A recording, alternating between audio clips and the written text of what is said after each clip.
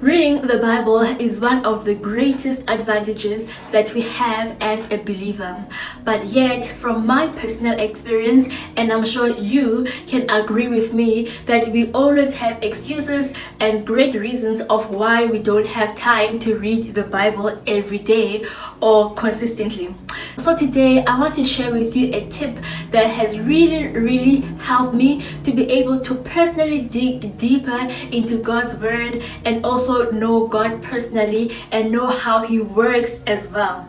And the reason why I started reading the Bible like this is because when I read on Matthew 6 verse 33, it says, "Seek ye first the kingdom of God, and all of these things shall be added to you." But on the Message translation, it goes like this. It says, "People who don't know God and the way he works fuss over these things, but you know both God and how he works." So I had to ask myself that, do I really know God? Do I really know how he works based on my personal experience and also from my reading of the Bible and understanding who he is and how he works as well? Because the Bible is just written for us, but the Bible is not about us. It's about God and how he works. And when you put aside time to be able to dig deeper into his word and get to know him and get to know his ways, that's when you'll be able to live out the word that he has given you as well. But I want to share 3 things that I had to stop doing because it was just delaying me and not helping me out to be consistent in reading my Bible as well. The first thing that I did was that I stopped romanticizing my Bible reading time. Because I know we are always advised, if you will check around on YouTube and check other platforms as well, they'll always tell you that, oh, set up a nice pretty place that is comfortable and that is conducive for you to read your Bible every day, where you would have your color coordinated pens, where you have stickers, where you have highlighters, where you have pretty notebooks and all of those things.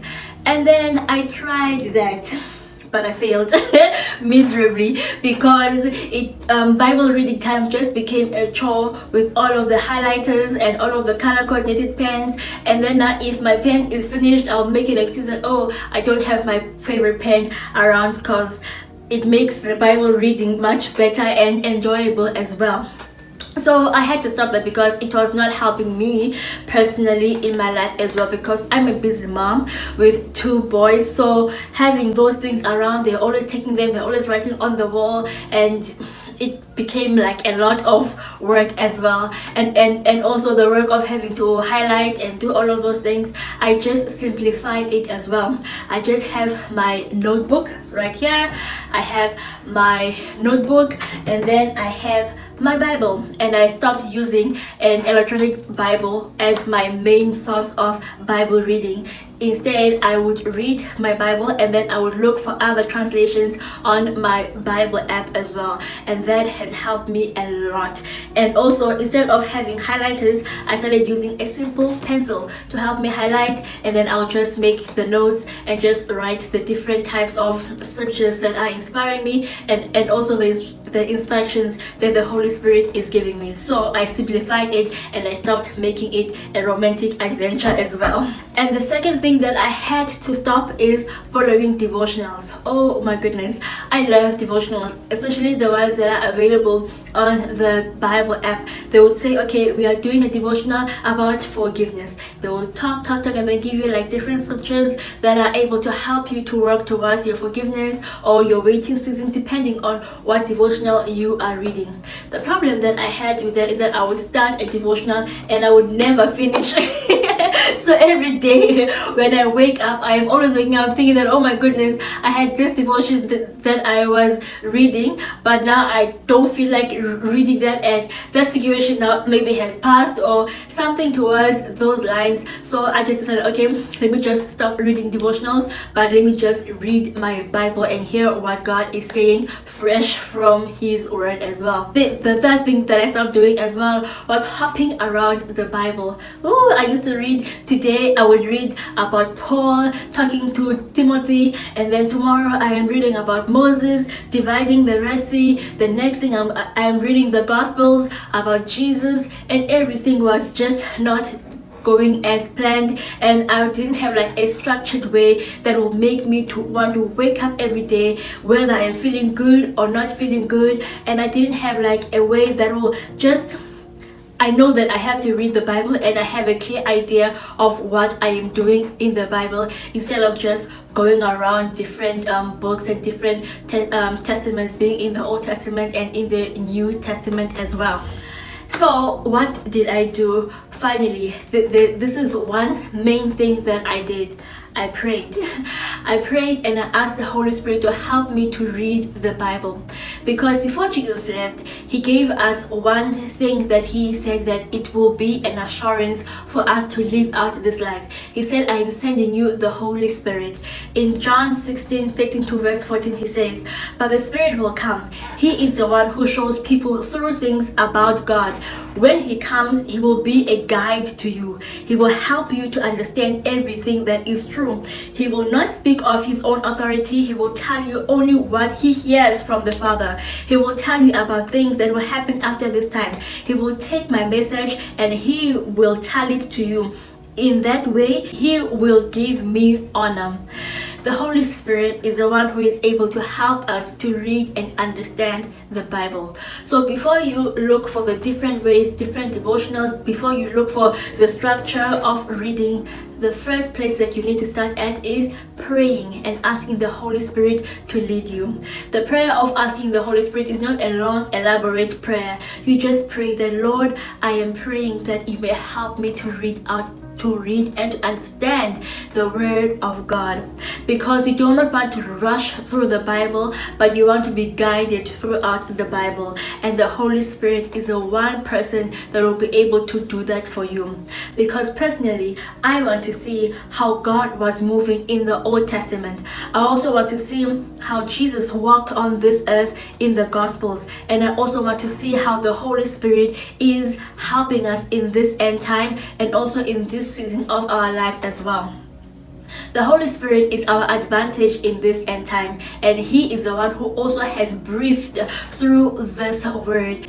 Paul talks about this in 2 Timothy 3, while he was talking to Timothy, explaining to him why he should consistently be reading the Word of God. See that? I know who wrote what to who and why as well. That is through reading my Bible. Let's check this verse out as well. 2 Timothy 3:16-17 in the Easy Version. Everything that is written in the Bible comes from God's Spirit. It helps us in many ways. The Bible teaches us what is true. It warns us when we are doing wrong things. It shows us what is right. It teaches us how to live good lives. As a result, people who want to serve God can know how to live properly. They will be people who are ready to do all kinds of good things. When I finally found the place and the role of the Holy Spirit in reading my Bible and how He helps me to understand and also to live out His word, it made it so easy. So from now on, I don't have to take a lot of time to read through the scripture without understanding, but rather I am guided through the word of God. And now I found it so easy that I can sit down in the morning during my devotionals and read a chapter a day in less than 10 minutes. And I understand it clearly. And I'm able to check it out in different translations, and it guides me throughout the Bible. And for the first time ever in my life, I read Matthew, Mark, Luke, and John, the 4 Gospels in a space, like in one period, without having to stop reading the Gospel, because I found one nice thing in another chapter, but yet He was able to keep me consistent. I read the 4 Gospels, and then I moved on to the books of Paul. So I'm just completing those things thoroughly, relaxing, because I am not rushing through the Bible, but rather I am guided through the Bible. And sometimes you think that it is taking 15 hours of reading the Bible each day, but rather taking 10 minutes to sit down, read it, and then during the day just meditate on it and think on what the Holy Spirit has told you when you sat down and read your Bible, and pray about it, and He will be able to guide you and help you to understand the Word of God and also to live it out as well. So that is my tip for today, that just simply ask the Holy Spirit to guide you through the Bible and not rush through it as well. In 10 minutes, just sit down in the morning, read your Bible calmly, peacefully, and don't add any other activities around that, so that you'll be able to hear Him speak to you clearly and personally as well. Well, if you are inspired and you like today's video, please do give it a thumbs up. And also, please do leave a comment down below and let me know how you are reading your Bible. Are you a devotional type of person, or are you a straight Bible person? And please don't forget to subscribe to the channel if you do like my videos. And also, please do check out this video. I'm sure it will help you to know the plan that God has given you as well. I'll see you on the next video. Bye. I know what God